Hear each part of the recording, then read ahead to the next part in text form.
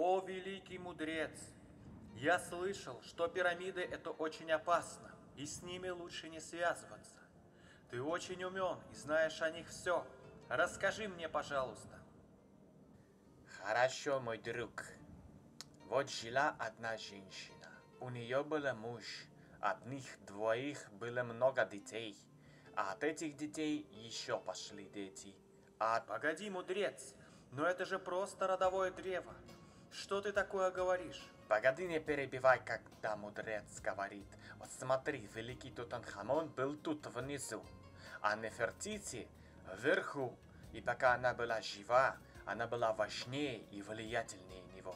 Мне кажется, ты немного не то мне рассказываешь. Может, у тебя есть другая информация о пирамидах? А то я тебя не совсем понимаю. Ладно, хорошо, не мучай старика, дай рассказать лучше.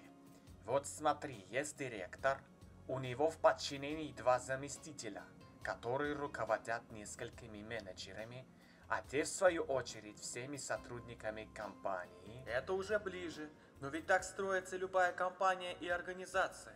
Тут ничего нового и интересного. Получается, что пирамиды кругом, куда ни глянь? Начальник имеет больше власти и денег, чем ты, простой работник. Теперь слушай дальше, не перебивай, а то я устал уже с тобой. Вот есть генерал, под ним полковники, под которыми капитаны, которые командуют солдатами. Такая же система, не правда ли? Ну хорошо, а как же пирамида Редекс? Почему ты ни слова не сказал о ней? Она опасная? Редекс? Пирамида? Первый раз слышу про это. Ну а как же? Она же тоже строится треугольником. Нет! Ты сам решаешь, регистрироваться тебе в этом волшебном проекте или нет. Ни жена, ни родители не может тебе запретить. Ты сам решаешь, какой площадка тебе заходить. Твой наставник не может командовать. Он может только подсказать и мотивировать.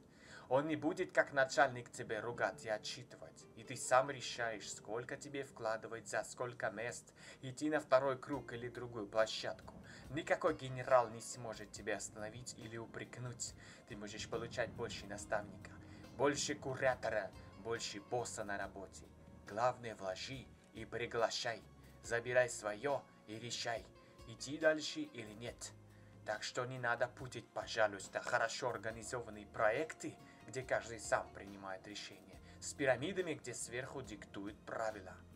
Благодарю тебя, великий учитель. Спасибо за ссылку, потому что я сейчас же пойду в проект и буду приглашать людей. Вернусь к тебе топ-менеджером. Прощай. Ступай, мой друг, и помни, что первый получает все, потому что потом будет поздно.